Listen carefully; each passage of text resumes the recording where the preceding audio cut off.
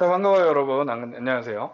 자, 이제 두 번째 시간입니다. 정보사회의 윤리적인 문제. 방금 전 시간에 우리가 정보하고, 정보사회하고, 이게 정보사회가 왜 인터넷을 갖고 그렇게 물고 빨고 하는지에 대한 기본적인 설명을 좀 드렸습니다. 그러니까, 사실은 우리 교과서에는 이런 설명이 없어요. 제가 전 시간에 했던 설명이 없어요. 그러니까 여러분이 알고 있는 정보라는 의미로 정보사회를 이해하려니까 이해가 잘 안 되죠. 개인적으로는 여러분들이 상식선으로 좀 많이 들으셨으면 좋겠습니다. 정보사회에 대한 기본적인 개관에, 물론 정보사회를 100% 제대로 설명했다고 볼 수는 없어요. 왜냐면은 정보사회는 제가 그렇게 20분 만에 설명을 끝낼 수 있을 만큼 쉬운 레벨의 사회가 아니고, 원래는 훨씬 더 디테일하고 훨씬 더 대단하게 설명을 드려야 합니다만, 시간 관계상 이 정도만 할게요. 자, 정보사회의 윤리적 문제는 다시 말씀드리지만 정보사회가 갖는 특히 아까 전에 말씀드렸던 네트워크성이 문제가 되는 거예요. 자, 다시 한번 정리를 해보면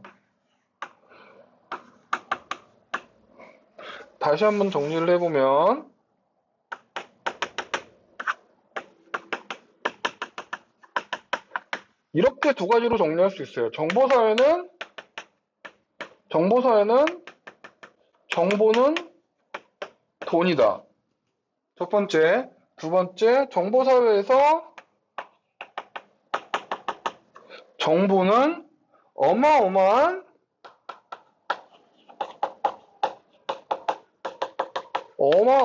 확장성을 갖는다. 어마어마하게 빨리 퍼져나가요. 자, 정보사회는 이 두 가지가 문제가 됩니다. 자, 그래서 첫 번째. 자, 정보사회 윤리적 문제 첫 번째. 발음이 좀 이상해졌어요. 정보 접근권 문제를 얘기해 봅시다. 정보를 접근하는 것에 대한 문제점. 참고로 정보사회가 갖는 긍정적인 측면, 부정적인 측면은 여기서 자세하게 언급은 안 할게요. 굳이 할 필요가 없으니까. 자, 왜냐하면 사실은 이거는 시험에 나올 수가 없어요. 왜냐하면 이미 우리는 정보사회에 정말 발을 더 이상 뺄 수 없을 만큼 드러났는데 정보사회는 나빠요. 이거는 알고 계셔야 되는 정도죠. 자, 첫 번째 정보 접근권 얘기를 해보면 정보 접근이라는 건, 자, 이게 왜 문제가 될까요? 여러 가지 이유가 있는데 두 가지예요. 방금 전에 아까 전에도 얘기했지만 정보는 뭐가 된다?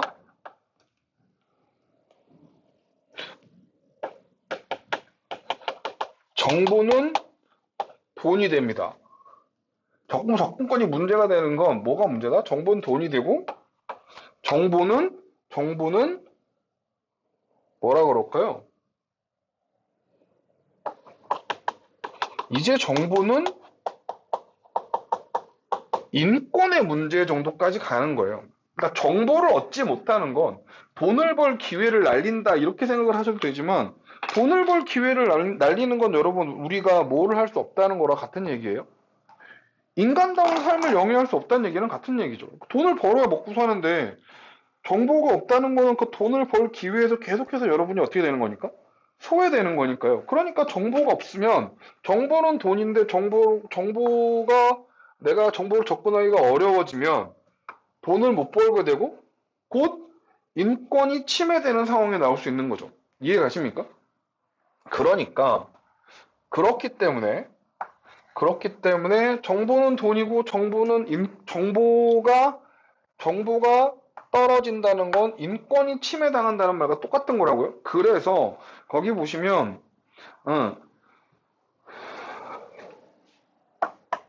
각 나라의 정부는 뭐 할 노력을 해요? 정보의 격차를 줄이기 위한 노력을 참 여러 가지에서 시도하죠. 그러니까 예를 들면 우리나라 같은 경우에는 옛날에 뭐 했냐면 김대중 대통령 때 그 정보 고속화 사업 추진하면서 인터넷 PC라고 해서 각 집에 되게 저렴한 가격으로 컴퓨터를 보급했어요. 그러니까 당시의 기준으로 컴퓨터 하나 살려면 보통은 미니멈 한 70만 원 정도는 줘야 그래도 쓸만한 컴퓨터를 맞췄는데 그런 쓸만한 컴퓨터를 30만 원, 20만 원에 맞춰서 한 거예요. 인터넷 할 수 있게. 그러니까 그런 노력이 필요합니다. 정보 격차를 줄이기 위한 예를 들면은 인터넷, 이제는, 그러니까, 예를 들면, 옛날에는 당연하겠지만 지금도 마찬가지인데 인터넷에 접속을 하려면 돈을 내야 돼요. 공짜는 아니지. 그런데 예를 들면 하루 벌어 하루 먹고 사람한테 인터넷에 접속한다고 돈 내라? 이거 쉽지 않죠. 그러니까 그런 사람들한테는 뭘 할 수 있도록? 인터넷을 프리하게 접근할 수 있도록, 그렇죠. 쓸 수 있도록 뭐 공용 인터넷을 활성화해 준다든지 아니면 요금을 지원한다든지 이런 방식들을 쓰는 겁니다. 다시 한번 말씀드리지만 죄송해요. 커피가 튀었어요. 정보의 격차는 부의 격차가 되기 때문에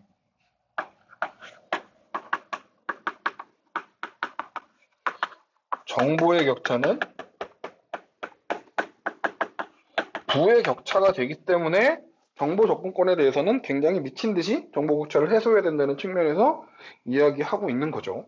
자, 그 다음에 그 정도만 얘기합시다. 자, 두 번째 지적재산권. 자, 뭐이용?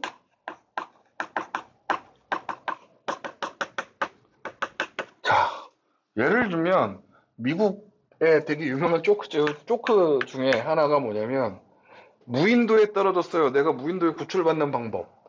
요렇게 그리는 순간 디즈니에서 헬기를 타고 날라와가지고 미키마우스를 그리지 마! 이렇게 해서 나온 저작권 단속하러 온다는 조크가 있어요. 그러니까 얼마나 지적재산권에서 강렬한지 아시겠죠? 지적재산권이라는 건 다시 한번 얘기하지만 지적재산이 뭐예요? 말 그대로 지적재산이라는 건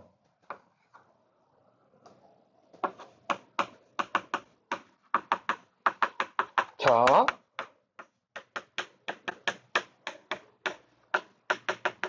인간의 노력으로 만들었어요. 인간의 노력으로 만들었는데 형태가 거의 없거나 변형하기 쉬워요. 이해가세요?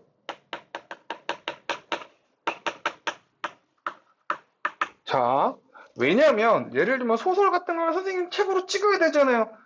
꼭 소설을 책으로 찍어야 된다고 생각하십니까? 여러분 음성 파일로 남길 수는 없을까요? 아니면은 뭐 책을 아무데나 찍으면 되죠.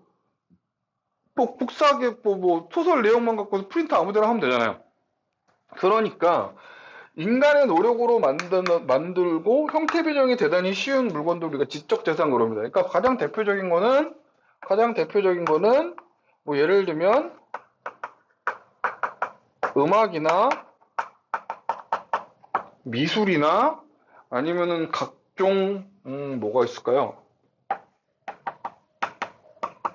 학문적인 발명이나 혹은 발견 등등등등등등 이거 말고도 무지하게 많아요. 이런 것들을 우리가 흔히 말해서 지적재산 그러는 거예요. 하나만 뭐 추가 만화 이런 것도 일종의 지적재산이죠.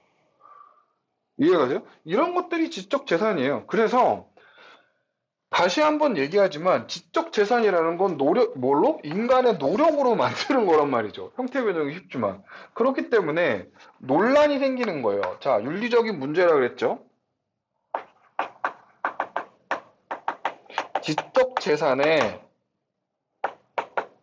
지적재산은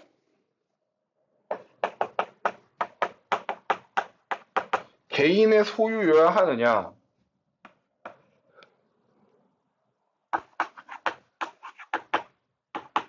공유가 필요하냐? 이 논란이 붙는 거죠.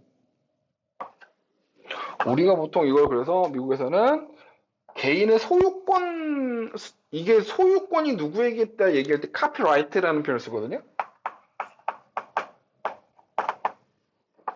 카피라이트.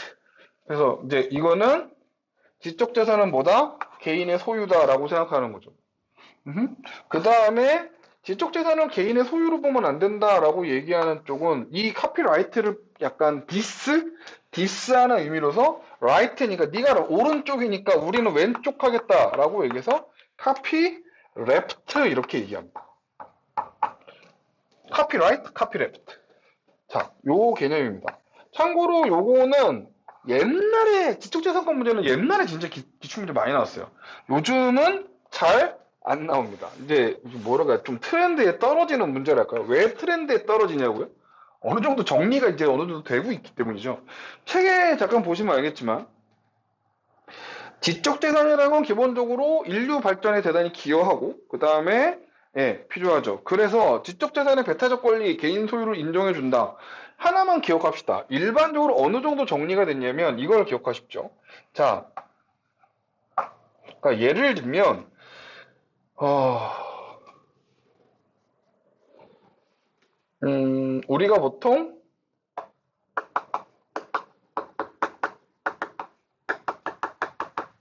학문적인 발전을 위해서 발견된 어떤 학문적인 발전, 학문적인 발견들 있죠. 예를 들면 뭐 페르마의 마지막 정리를 증명해냈다던가 어떤 핵 미사일의 핵폭탄의 뭐 어떤 작동 원리를 설명해냈다든가 아니면 인간의 유전자 시도를 완성했다든가 이런 학문적 발견 이거는 뭘 인정받지 못해요. 보통은 저작권을 인정하지 않고 공유를 합니다. 왜냐하면 인간의 학문 발전을 위해서 하는 거죠. 그 다음에 예를 들면 그런 거 말고 개인의 뭐라 그럴까요?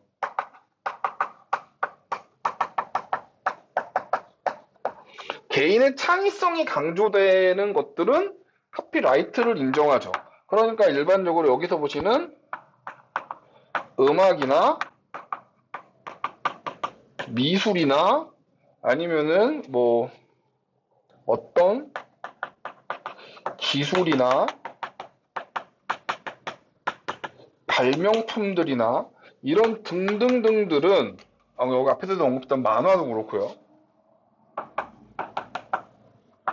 이런 아이들은 대체적으로 뭘 인정한다? 네, 카피라이트를 인정하는 입장입니다. 그래서 거기 왜 인정을 하는지는 책에 보시면 좀 자세하게 나와 있는데 저작물은 이제 인정하는 쪽에서는 저작물은 개인의 노력의 산물이고 정보를 시장 거래가 가능한 일종의 상품으로 간주해야 되고 저작자의 경제적 이득을 보장해 주는 건 창작의 유인을 제공하죠. 아니 돈도 안 벌리는데 누가 만들겠어요? 만화를 그리고 누가 음악을 하고 누가 미술을 하고 누가 노래를 만들어요. 다 먹고 살아야 하는 거지. 그 맹자의 우리 전 시간인가요? 뒤인가요? 맹자의 유황산 유황심 기억하시죠? 네, 그겁니다. 그 다음에 국제사회가 저작권을 강화하는 추세고 정보 공유는 창작자의 유인과 동기를 약화시키더라. 그 다음에 거기 보시면 정보는 레프트의 경우에 예를 들면 정보가 소수에게 독점되면 안 되고요. 정보의 소유권은 정보의 소모를 초래하고 무한성을 유한성으로 변절시켜요. 그러니까 예를 들면 이게 논란이 되는 것 중에 하나가 뭐냐면 자, 이 경계선상에 애매한 아이들이 있어요. 그러니까 저작권을 인정을 해야 되긴 한데 예를 들면 인류의 뭐라 그럴까요?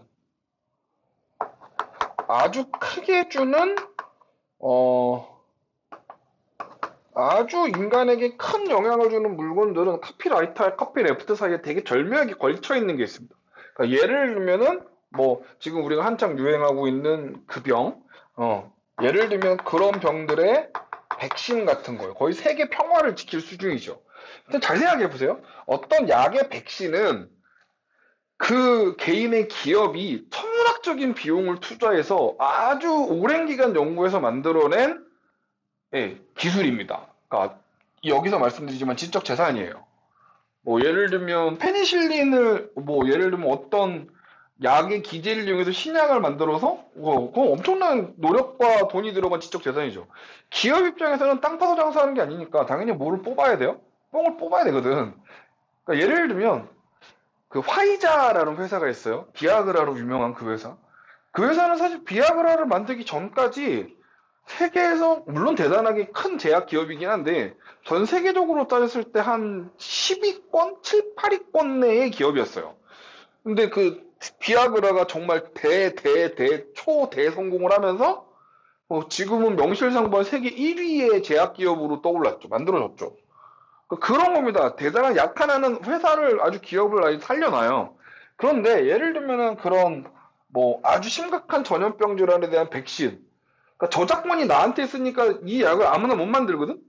그러면 나는 이 약의 약값을 엄청나게 올릴 수 있어요. 그러니까 이런 지적재산은 결과적으로 지적재산권을 보호해주자. 이거는 사실은 뭘로 이어지냐면 독점권으로 이어져요. 어쩔 수가 없죠. 그래야 돈을 버니까. 독점권으로 이어지기 때문에 예를 들면 이런 초거대 기업이 이런 백신 같은 거를 독점해갖고 가격을 후려쳐버리면 어떻게 할 수가 없는 거예요. 그러니까 그럴 때는 이런 것들에 대해서는 뭘 주장하기도 해요? 카피레프트 해야 되지 않냐. 이거 저기 백신의 이런 기제나 이런 약의 효과나 이런 거 공개해서 많은 기업들이 백신을 생산해서 이런 것들을 싸게 해야 인류의 생존에 기여하지 않느냐라고 얘기할 수 있어요. 근데 반대로 생각을 해보면 그렇게 해서 다 풀어서 이 기업 안에 남는 것도 없으면 어떤 기업이 그 미칠 듯이 노력을 해갖고 아주 극복하기 힘든 난치병 치료제를 만들겠어요. 아주 어려운데 뭐 20년이 걸릴 수도 있고 진짜 꽤 많이 걸릴 수 있는데 그러니까 어느 정도 기업의 이익을 보장해야 된다는 주장이 나름 대단히 팽팽하게 맞서고 있는 겁니다. 이 지적재산권 문제는 요즘에 나오면은 거의 그 정도가 출제될 거고요. 그 다음 페이지에 이제 사생활 보호 문제가 있습니다. 밑에 이게 정보화 문제는 다 만만치 않아요. 되게 심각해요. 요거 지우고 할게요. 이거 지우고 좀 얘기를 하겠습니다. 뭐요? 사생활 보호.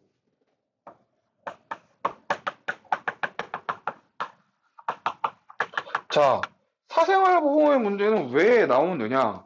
왜 나오느냐? 여기 이제 정보의 특징 중에 하나가 뭐야? 확장성이 어마무지하다는 거죠. 그러니까 이를테면 내 사생활에 대한 정보가 퍼져서 인터넷에 배에 딱 띄워지는 순간 어마어마하게 퍼지는 거예요.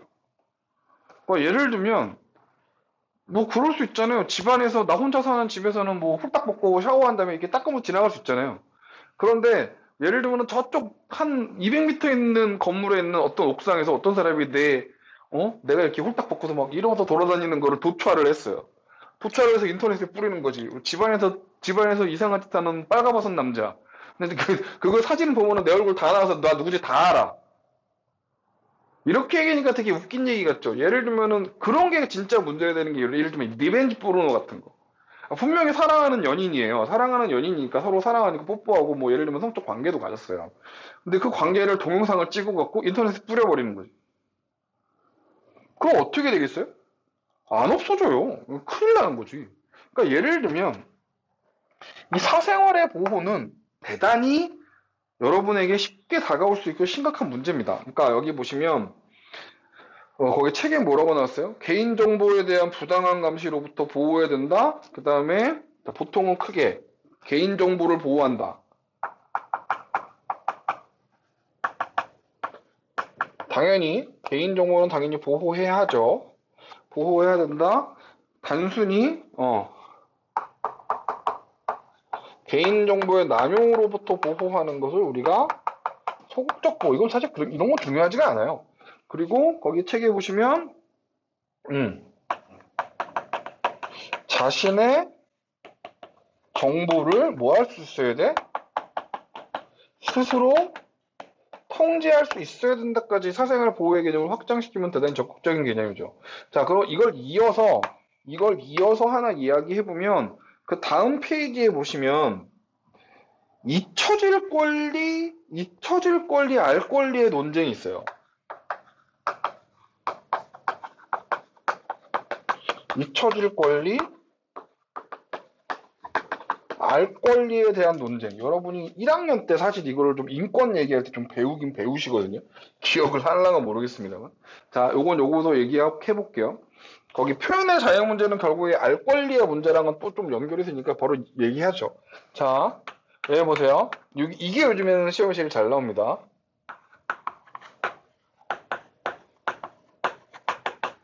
잊혀질 권리하고 알 권리죠. 자, 이거는 잊혀질 권리는 뭐예요?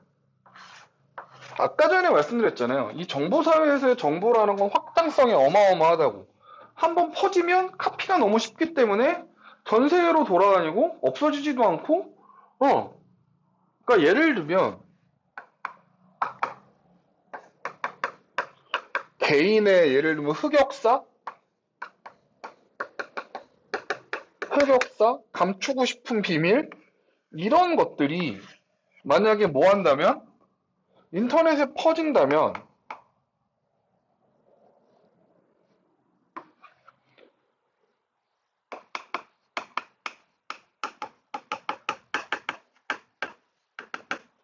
퍼지면 피해가 대단히 심각해지죠. 그러니까 그냥 뭐 내가 장난치는 거 걸려서 퍼진 거는 정도면 되게 뭐 그렇지만 예를 들면 진짜로 그런 뭐 서로 연인 사이에 어떤 뭐 성적 관계를 담은 동영상을 인터넷에 뿌린다 이런 거 어마어마한 거예요. 정말 피해 커지죠. 그러니까 이런 걸로 자살하는 사례를 저도 굉장히 뭐 여러 번 봤으니까 뭐 꼭 개인적으로 본 것뿐만 아니라 뭐 뉴스나 이런 걸 통해서도 대단히 많이 봤고요. 자, 그러니까 어떤 측면에서 개인의 생활을 스스로 통제한다라는 여기 사생활 보호의 적극적인 측면을 통해서 뭐 하라는 거예요? 그런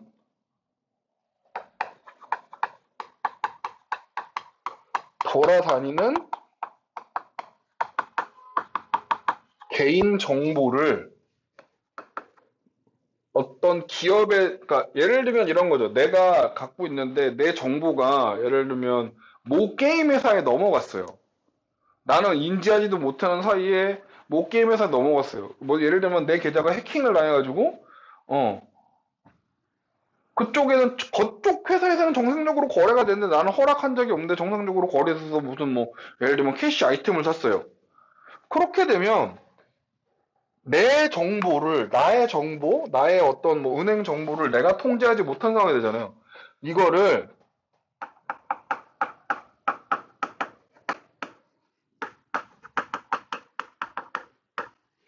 나의 통제권,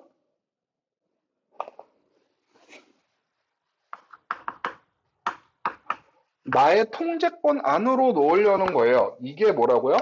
이게 잊혀질 권리입니다. 오케이? 오케이? 그러면 알 권리는 뭐냐? 자, 이 알 권리를 이야기하려면 여러분 일단 기본적으로 구분을 해야 돼요. 그러니까 공인과 사인을 구분하셔야 됩니다. 공인은 뭐냐면 말 그대로 공적인 일을 하는 사람이에요. 그러니까 퍼블릭한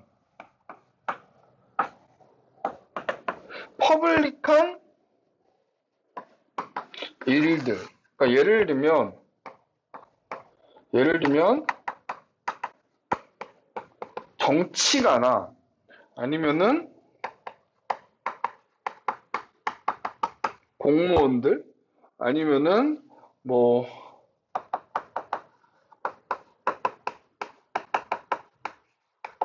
사회에 대단히 많은 영향을 미치게 될 어떤 일을 하는 뭐 예를 들면 이익 집단이나 아니면은 시민 단체들이 하는 일들 이런 일들에 대해서는 이 퍼블릭한 아시겠어요? 그러니까 정치나 공무원 요런 우리가 흔히 이야기하는 공인들이 하는 일들 오케이? 사인이라는 건 말 그대로 개인이죠. 그리고 개인이고 정말 내 개인의 생활입니다. 그러니까 이거는 뭘 적용하면 안 돼요? 개인의 생활은? 이게 되게 중요한 거예요. 개인의 생활은 뭘 적용하면 안 돼요? 그럼요. 얘는 알 권리를 적용하면 안 되는 겁니다. 예를 들면 이런 거죠. 여러분이 친구의 핸드폰 안에 있는 내용을 샅샅이 알고 싶어. 뒤지면 돼요, 안 돼요? 안 된다니까요. 그거 여러분 진짜 철컹철컹이에요. 싸게 잡아도 벌금 몇백만 원 나올걸요? 요즘에 현대사회에서 그 사람 핸드폰의 정보는 그 사람 개인정보의 끝판왕이거든요. 핸드폰에 있는 뭐 사진이나 영상이나 이런 것들은 개인정보의 끝판왕이에요. 개인이 뒤지고 싶다 해서 마음껏 뒤지면 안 돼요. 무슨 얘기인지 아시겠어요? 그러니까 이건 알 권리가 적용될 일이 아닙니다. 그러니까 예를 들면 내 핸드폰에 있는 정보가 퍼지거나 뭐 했다. 그거는 뭐? 그렇죠. 상대방이 만약에 내 핸드폰에 있는 사진을 몰래 해가 캡처해가지고 자기 핸드폰으로 먼저 친구들한테 퍼뜨렸어. 권리가 인정돼요. 그건 이제 잊혀질 권리가 인정되는 거예요. 이해가시죠?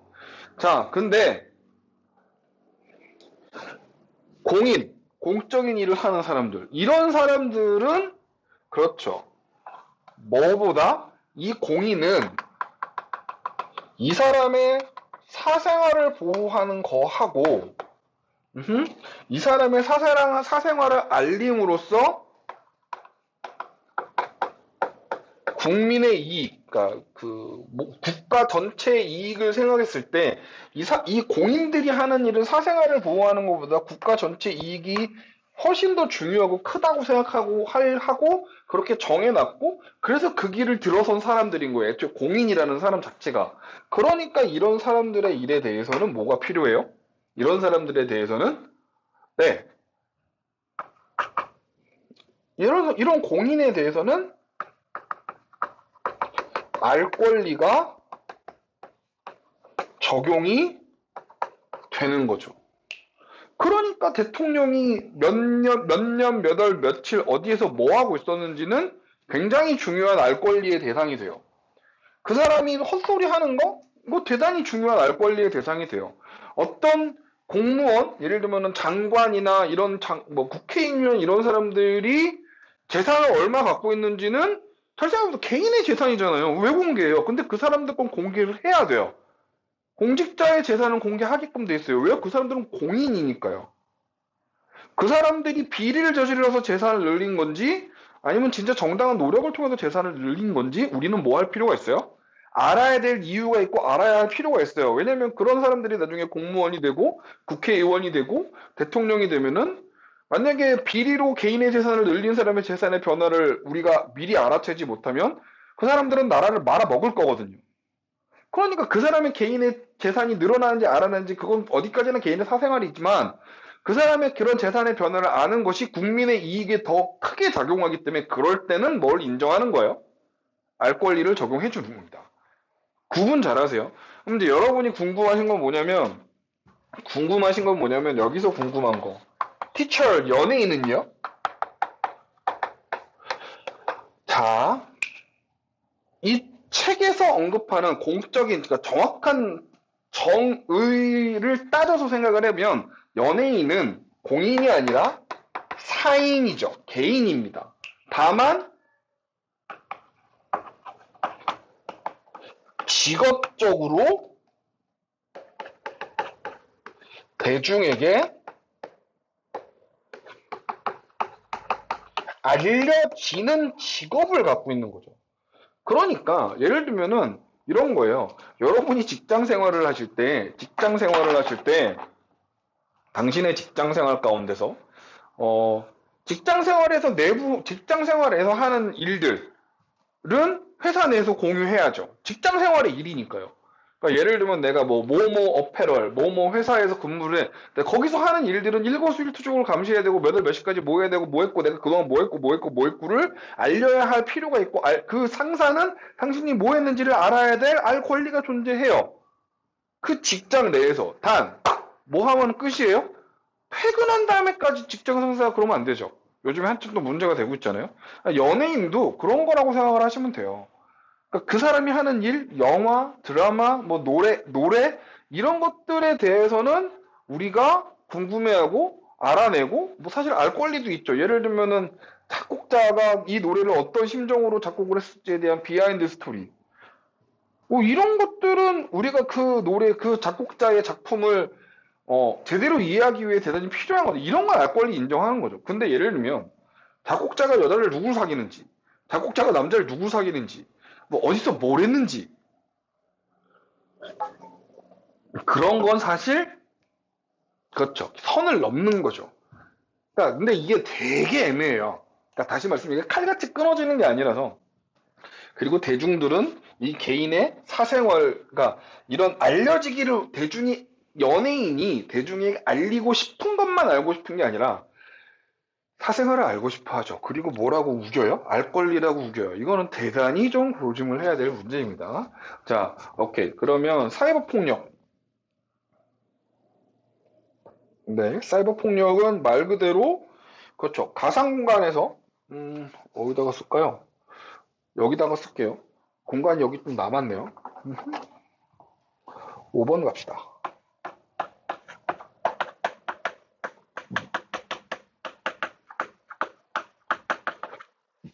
사이버 불링 이렇게 얘기하는데 가상 공간에서 타인에게 데미지를 주는 거죠. 여러분 꼭 때려야만 폭력은 아닙니다. 나중에 우리 수업에서도 나중에 언급을 하겠지만 폭력은 언어 폭력도 폭력이에요. 그러니까 특히 뭐에 숨어서 이 사이버 폭력의 핵심은 뭐냐면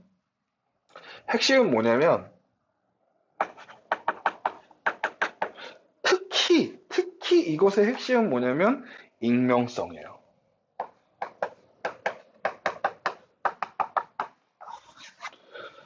그러니까 책에 보시면 뭐 악성 댓글을 받는다든가 아니면은 뭐 허위 사실을 유포한다든가. 자, 다시 한번 정리해 볼까요?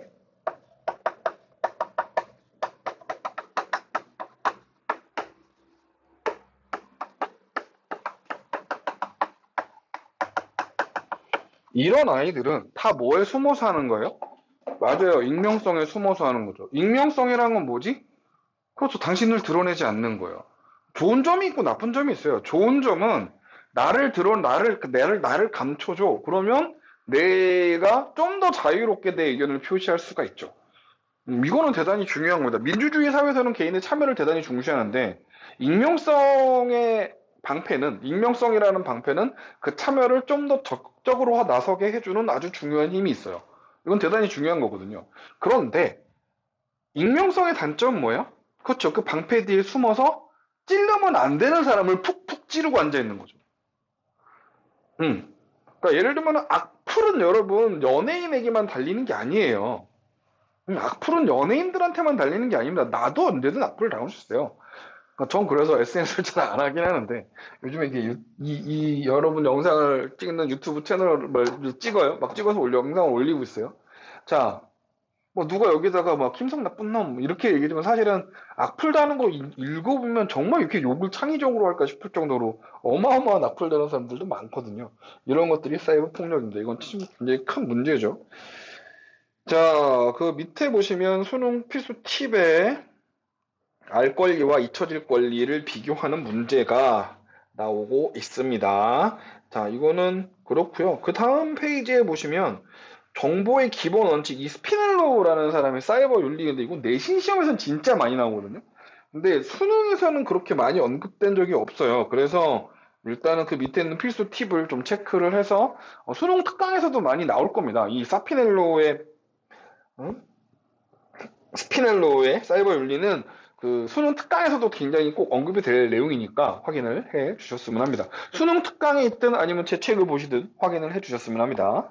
자, 그 다음에 정보사회에서의 매체 윤리네요. 요거는 우리 잠깐만 쉬었다가 가도록 하죠. 너무 많이 얘기했어요. 잠깐만 쉬었다가 갈게요.